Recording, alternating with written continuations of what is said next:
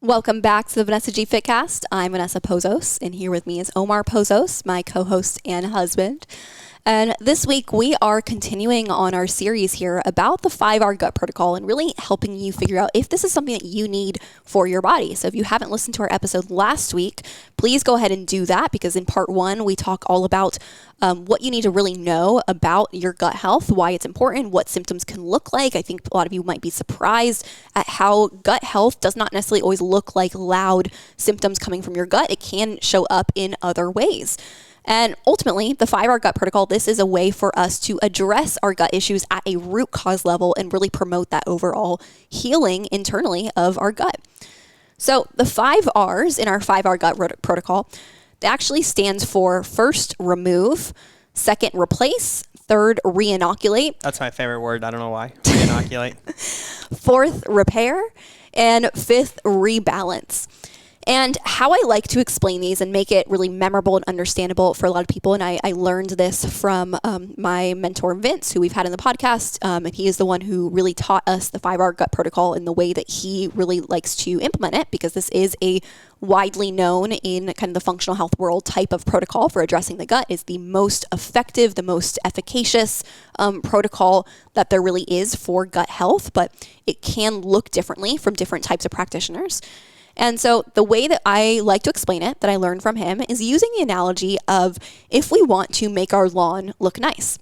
And this is a great example for us because our lawn looks terrible. Like, we have really a really crappy lawn, you guys. Like, well, I'll sometimes our own lawn guy will be like, "Hey, like, do you want me to skip another 2-3 weeks because you have nothing for me to mow?" There's literally nothing to mow. It is dirt and some weeds. There's no reason for us to have a lawn guy. It's a rental property. We rent. We don't own, or else I would probably get it fixed. Yeah, but that's the reality. So let's say we owned this property and we decided, you know what, we want to have a beautiful, miraculous looking lawn. Well, we're not going to start by, calling the lawn guy out here and just mowing our dirt plot. We're not going to start by just like trying to plant some seeds for grass.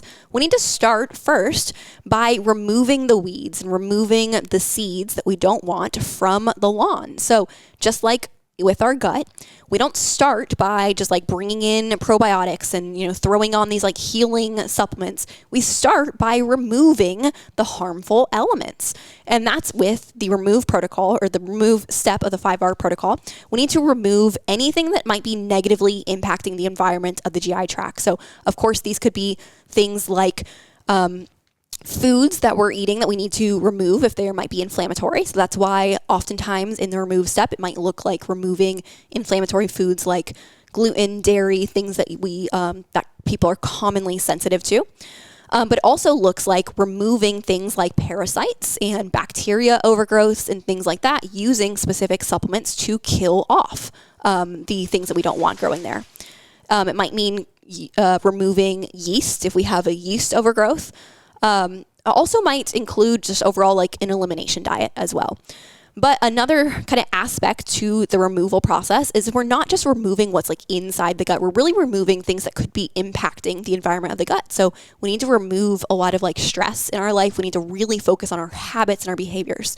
The 5-hour gut protocol is not as simple as just take these supplements in this order. We also have to do the work. We have to really work on ourselves, work on our healthy habits, and work on just supporting our body as a whole, on top of taking, possibly some antimicrobial, antifungal, anti-parasitic types of herbs and, possibly medications and things to help inhibit that growth of the bad bacteria, the bad microbes, and just removing things that we don't want there.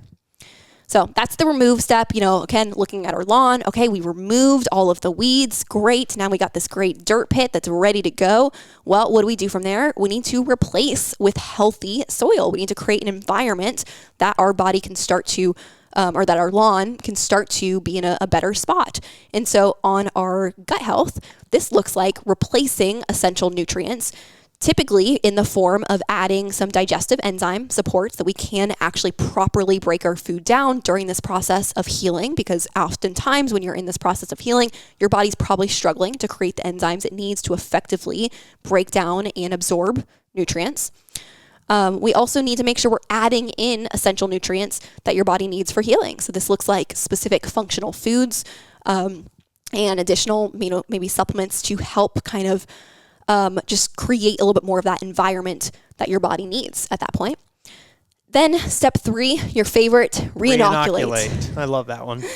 And so now looking at our lawn, all right, we've cleared out the weeds, we've put down some great soil. Now what do we need to do from here? Well, now we get to actually plant the new seeds. We need to repopulate the new seeds, which means we need to actually repopulate the beneficial bacteria that we want. I hope that a lot of, at least the analogies that you're kind of giving are not related to what we would do within our lawn, because you and I are not very good. We're not good gardeners. Green thumbs. Yeah. So a lot of the repopulation would be very short-lived, I can imagine. Yeah, that is true. But with our gut health, this is the part that I think a lot of people accidentally jump to when they aren't they aren't educated on this. And this looks like typically taking probiotics. And oftentimes people will just take random probiotics, which is not beneficial. You can often make things a lot worse by taking probiotics that are not very high quality and might have a lot of fillers, or probiotics of strains that maybe you don't necessarily need. So there are different strains that have different functions. I like to use the analogy as well when it comes to probiotics of a German Shepherd and a Chihuahua are both dogs, but they both have very different functions. If you put a Chihuahua in as a police dog, it probably wouldn't do a very good job. Although some Chihuahuas are a little bit vicious. Yeah. What do you think our dog's function would be, Ness? Sun tanning. And sleeping. But that's kind of the reality with probiotics. It's we have to be very intentional of using the right strains at the right times, and we have to rotate in strains and use them with specific dietary strategies as well. When people just randomly slap a probiotic on, that can sometimes be bad news for their gut. But on top of that, this also looks like adding in prebiotics. So that might be in supplementation form of adding more prebiotic type supplements.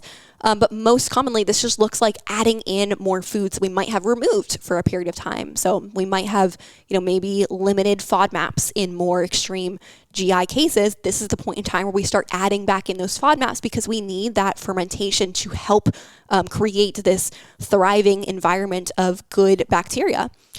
But ultimately, it's super, super important. And this is why these kinds of protocols, you have to do this with a trained practitioner, because if you move into the reinoculate phase too soon, and it's not too soon in the sense of you just have to do X amount of time, it's really looking at symptomatically. We should have really 75 to 80% of symptoms resolved before we move into this phase. Otherwise, you can kind of send yourself backwards again. There is no way, by the way, and I don't mean to sound like a jerk, but there's no way that a lot of the people that are dealing with these issues that are very much following FODMAP diets or taking these probiotics are waiting. 75 to 80% is a big number. And you have to, like you were saying, you have to know what you're doing. You have to look at your symptoms. You have to be patient. You have to also understand the whole process of something like this before you start to bring foods back in. I think a lot of people, the problem becomes that they start to take these, different, supplements or these different approaches, and they're like, okay, I feel better, and now I'm going back to eating anything and everything. And by anything and everything, I'm talking not just nutrient-rich foods. It's more or less your typical the pizzas and beer and wine and desserts and all these things. And all of a sudden you're like, oh my gosh, well, that didn't work, so now I'm on to the next supplement, and so on and so forth. Oh yeah, absolutely. And the reality is that initial phase for someone who isn't very symptomatic, that could go quite quickly if you do it correctly. But I think for a lot of people, especially those with really more extreme gut issues, it might take some time, and you have to go so precisely. We have to use very specific foods and certain strategies.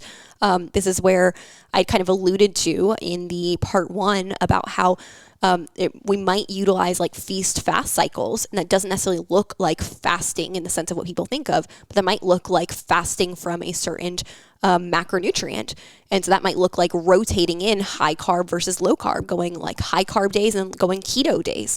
And that's super important for giving the carbs to feed the beneficial bacteria and then pulling away the carbs and it killing off the bad bacteria, because that carbs do feed your bacteria, and we need to be very intentional of the types of foods we're eating, the macronutrient ratios and breakdowns, and all of that is so important. So now we've, planted our new seeds. Now we're looking at that I can't do math. Now we're looking at that fourth phase, and that is repair. And repair is really about now we are kind of filling in the holes and adding fertilizer to help things grow. And so on the gut side of this looks like actually adding in more of that support for the mucosa layer, for adding just like healthier tissue in our gut lining. So we're really just repairing the gut lining is the simplest way to think about this. And that looks like, we're adding in specific nutrients that your body needs that might be in short supply, especially if you've gone through some different health issues, if you have a little bit more metabolic issues, if you have, maybe some hormonal imbalances at play, especially someone who's been stressed, you probably do have a little bit less of a kind of supply of certain antioxidants and some of the vitamins and, things like zinc and glutamine and things like that. We might need to add some of that back in both via food and probably some supplements as well, because you might just not be able to get enough from food at this point in time. And ultimately that brings us to the last R on our 5R. That is the fifth R, and that is rebalance. And this looks like now we just have this beautiful lawn, and we need to make sure we're giving it everything it needs to continue to grow. So we need to make sure we are giving it, sun, water, what else goes into growing up? Yeah, like whatever. Calling our lawnmower, our lawn guy. Whatever else is involved in maintaining a healthy lawn. Oh, that was funny. Yeah, but this is just rebalancing all the factors. So this typically is more of like the lifestyle side of it. So we're rebalancing our lifestyle factors. We're really making sure we're looking at our ongoing kind of food behaviors, our ongoing diet. This might look like some ongoing rotations of specific supplements to really help support your body. So like I said, probably rotating strands of probiotics every couple of months, and then, probably getting to a point where you don't need probiotics long term. That's something that most people don't really need long term. It might just be in rotations. But of course, looking at like our sleep, our exercise, our stress, all of these different factors that are affecting your gut health and your GI tract ongoing. So those are the 5 R's: remove, replace, reinoculate, repair, rebalance. Now, the order in which we go about those R's is in that order, but some of the R's do overlap. So we might be doing remove and replace at the same time. We might be doing reinoculate and repair and rebalance at the same time. But we cannot, repair before we have removed. Like, we have to go in that order. If you do this in the right way, and you're not like a lot of practitioners out there who cut corners and might skip more of like the repair and the rebalance, and ultimately cause you to have relapse and continued gut issues long term. But if you go about this the right way, you will not have relapse of these symptoms, these issues. It just takes time. It takes patience. It takes effort to really heal your body, because cell turnover does take a little bit of time. And that's ultimately a lot of what we're doing through that kind of restoration process there. But, for more mild cases, this might look like 4 months or so. More extreme cases, this could be more like a year, possibly longer, depending on, of course, what's going on in your life, because we have to factor in that there might be periods of time where we're not perfect with our protocols, because nobody's perfect.